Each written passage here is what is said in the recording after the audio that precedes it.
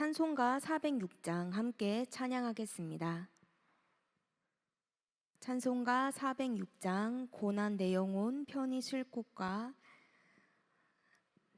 찬송가 406장 함께 찬양하겠습니다.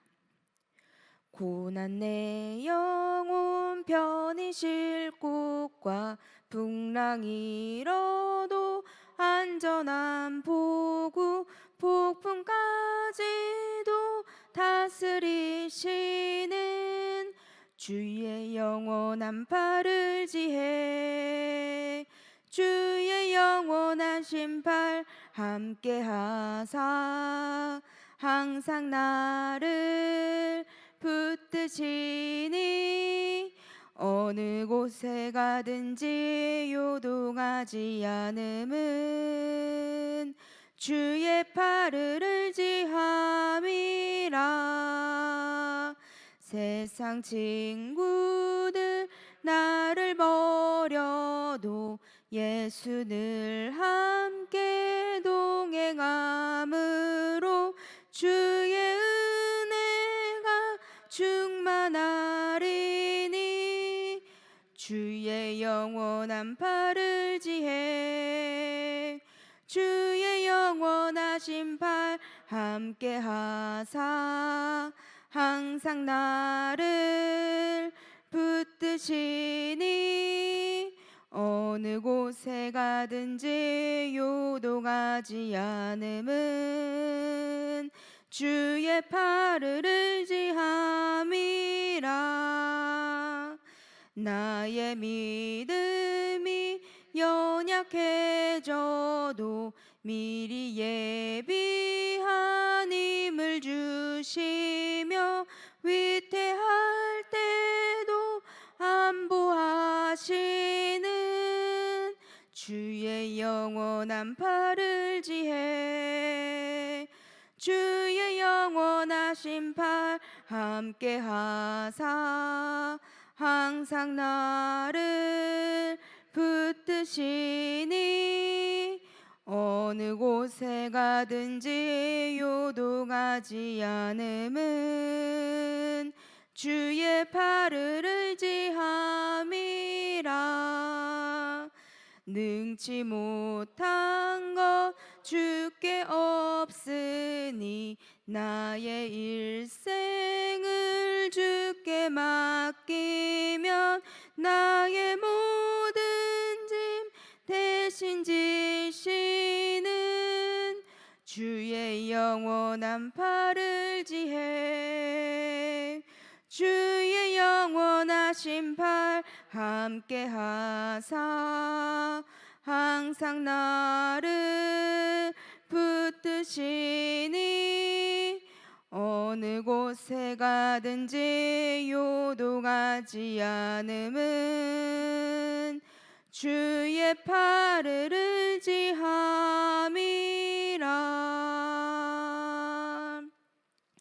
오늘 주신 하나님의 말씀은 잠언 30장 7절에서 9절 말씀입니다. 잠언 30장 7절에서 9절 말씀입니다. 구약성경 945면에 있습니다. 잠언 30장 7절에서 9절 말씀 한 절씩 교독하고 마지막 절은 함께 읽겠습니다. 내가 두 가지 일을 주께 구하였사오니 내가 죽기 전에 내게 거절하지 마시옵소서. 곧 헛된 것과 거짓말을 내게서 멀리하옵시며 나를 가난하게도 마옵시고 부하게도 마옵시고 오직 필요한 양식으로 나를 먹이시옵소서. 함께 읽겠습니다. 혹 내가 배불러서 하나님을 모른다 여호와가 누구냐 할까 하며 혹 내가 가난하여 도둑질하고 내 하나님의 이름을 욕되게 할까 두려워함이니이다. 아멘. 오늘 함께 읽은 말씀은 아굴의 기도입니다. 이 기도는 길지는 않지만 이 삶의 지혜와 믿음의 태도를 담은 매우 본질적인 기도입니다. 아굴이라는 인물은 잠언 30장의 저자로 등장하지만 성경 전체에서 그에 대해 많이 알려져 있지는 않습니다. 그러나 오늘 읽은 이 짧은 기도 속에 이 기도 속에는 한 사람의 깊은 신앙의 고백이 녹아 있습니다. 우리는 이 인생을 살아가면서 수많은 바램들을 품고 다양한 기도를 하나님께 구합니다. 건강을 구하고 나의 형통함을 구하고 가정의 평안을 구합니다. 이 모든 기도는 귀하고 중요한 기도입니다.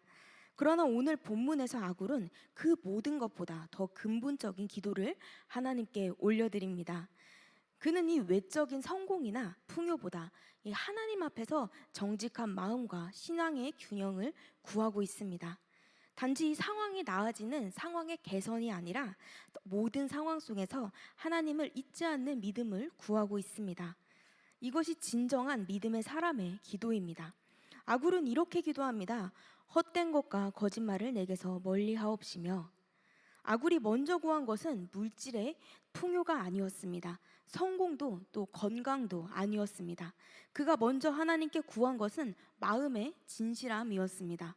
이것은 세상이 원하는 것과는 완전히 다른 구함이었습니다. 여기서 헛된 것은 우리가 흔히 집착하게 되는 세상의 헛된 가치들입니다. 헛된 명예, 또 헛된 성공, 헛된 욕망, 이런 허영심, 이 모든 것은 우리의 영혼을 깊은 공허로 몰아넣습니다. 이 바벨탑을 쌓았던 사람들처럼 끝없이 쌓고 또 이룰지라도 그 중심에 하나님이 없다면 헛된 것일 뿐입니다. 거짓말은 이 단순히 말의 문제만이 아닙니다. 삶의 태도의 문제입니다. 자기 합리화, 위선, 또 체면을 위해 진실을 숨기는 모습들, 이 때로는 신앙인인 우리조차도 이 유혹에서 자유롭지 못할 때가 있습니다. 교회에서는 이 거룩한 말과 기도를 하지만 삶에서는 이 정직을 잃어버리고 살아갈 때가 있습니다. 아굴은 그런 자신을 알기에 하나님께 기도합니다. 하나님, 제 안에 거짓을 몰아내어 주시옵소서. 오늘 새벽에도 우리가 이렇게 고백하길 원합니다. 기도하길 원합니다. 주님, 제 마음속에 있는 헛된 욕심을 비워주옵소서. 거짓된 말과 생각, 자기 합리화로부터 자유롭게 하여 주시옵소서. 진실하게 주님 앞에 서게 하여 주시옵소서. 사도행전 5장을 보면 아나니아와 삽비라는 이 땅을 팔아서 그 일부를 숨기고 나머지를 사도들에게 가져옵니다. 겉으로는 이 전부를 드리는 척 했습니다. 베드로는 아나니아에게 묻습니다. 아나니아야, 어찌하여 사탄이 내 마음에 가득하여 내가 성령을 속이고 땅값 얼마를 감추었느냐? 결국 아나니아는 그 자리에서 즉사합니다. 그리고 그 몇 시간 뒤에 온 삽비라도 같은 질문을 받고 거짓을 고백하지 않자 그대로 죽었습니다. 이 사건은 우리에게 이 정직함의 무게를 알려주고 있습니다. 하나님 앞에서의 헌신은 이 양보다 중심, 겉보다 이 마음의 진실함이 중요합니다. 왜냐하면 하나님은 우리의 겉모습이 아니라 중심을 보시는 분이기 때문입니다. 우리가 하나님께 드리는 예배, 기도, 헌신이 진실된 마음에서 나오고 있는지 우리는 스스로를 살펴보아야 합니다. 하나님 앞에서의 정직한 마음이야말로 복된 삶의 출발점입니다. 아굴의 두 번째 기도는 나를 가난하게도 마옵시고 부하게도 마옵시고 오직 필요한 양식으로 나를 먹이소서였습니다. 이 기도는 오늘날 소비주의 문화와는 정반대의 고백을 하고 있습니다. 세상은 우리에게 이야기합니다. 더 많이, 더 풍성히, 더 높이 올라가야 성공이다. 그러나 아굴은 다르게 구합니다. 하나님, 저에게 꼭 필요한 만큼만 주세요. 너무 많지도 너무 적지도 않게 해주세요. 그 이유는 무엇인가요? 9절에서 이렇게 말합니다. 혹 내가 배불러서 하나님을 모른다. 여호와가 누구냐 할까 하오며 혹 내가 가난하여 도둑질하고 내 하나님의 이름을 욕되게 할까 두려워함이니이다. 이 기도는 형편이 아니라 태도를 위한 기도였습니다. 우리가 사실 너무 풍족해지면 하나님의 필요를 잊을 수도 있습니다. 스스로 모든 것을 이룬 것처럼 교만해지고 하나님 없이도 나는 잘 살아갈 수 있어라는 착각에 빠질 수도 있습니다. 혹 반대로 너무 가난하다 보면 이 믿음을 지키기보다 생존을 위해 죄를 범할 수도 있습니다. 하나님을 향한 믿음보다는 당장의 필요를 채우기 위한 타협과 또 또는 그 절망에 빠질 수도 있습니다. 그래서 아굴은 기도합니다. 당장의 필요를 채우기 위한 그런 욕심이 아니, 저는 그냥 하나님을 잊지 않을 만큼만 있었으면 좋겠습니다 라고 기도합니다. 이스라엘 백성은 광야에서 매일 아침 하나님이 내려주신 만나로 먹고 살았습니다. 하나님께서 명령하셨습니다. 하루치만 거두어라. 그런데 어떤 사람들은 불안했습니다. 혹시나 내일 만나가 내리지 않으면 어떡하지? 그래서 불안했기 때문에 욕심을 부려서 이틀치, 사흘치를 거두었습니다. 그 결과는 어떻게 됐습니까? 그 다음날 아침 만나는 썩었습니다. 구더기가 생기고 냄새가 진동했습니다. 하나님은 사실 그들이 일용할 양식, 이 먹고 자족하고 살아가는 그 은혜를 경험하길 원했습니다. 내가 당장 먹을 것에 급급해 하는 것보다 나 자신 하나님을 신뢰하는 믿음을 갖길 원하셨습니다. 내일도 주님이 채워주실 거야 라는 믿음을 가지길 원하셨습니다. 우리의 삶도 마찬가지입니다. 우리는 예비하고 또 대비하고 쌓는 것에 익숙합니다. 하지만 우리는 믿음이 없을 때는 이 하루하루 하나님을 신뢰하는 삶에는 익숙하지 않습니다. 바울은 빌립보서 4장 11절에서 13절에 이렇게 고백합니다. 어떠한 형편에든지 나는 자족하기를 배웠노니 나는 비천에 처할 줄도 알고 풍부에 처할 줄도 알아. 모든 일 곧 배부름과 배고픔과 풍부와 궁핍에도 처할 줄 아는 일체의 비결을 배웠노라. 내가 능력 주시는 자 안에서 내가 모든 것을 할 수 있느니라. 바울이 말하는 믿음이란 소유의 많고 적음이 아니라 모든 상황에서 하나님을 신뢰하고 자족하는 태도였습니다. 이 믿음은 부요함에 있다고, 내가 부요한 상황에 있다고 흔들리지 않고 가난함으로 무너지지 않는 영적인 중심을 잡아줍니다. 하나님은 매일 우리를 만나주시고 매일 우리에게 필요한 만큼의 은혜를 채워주시는 분이십니다.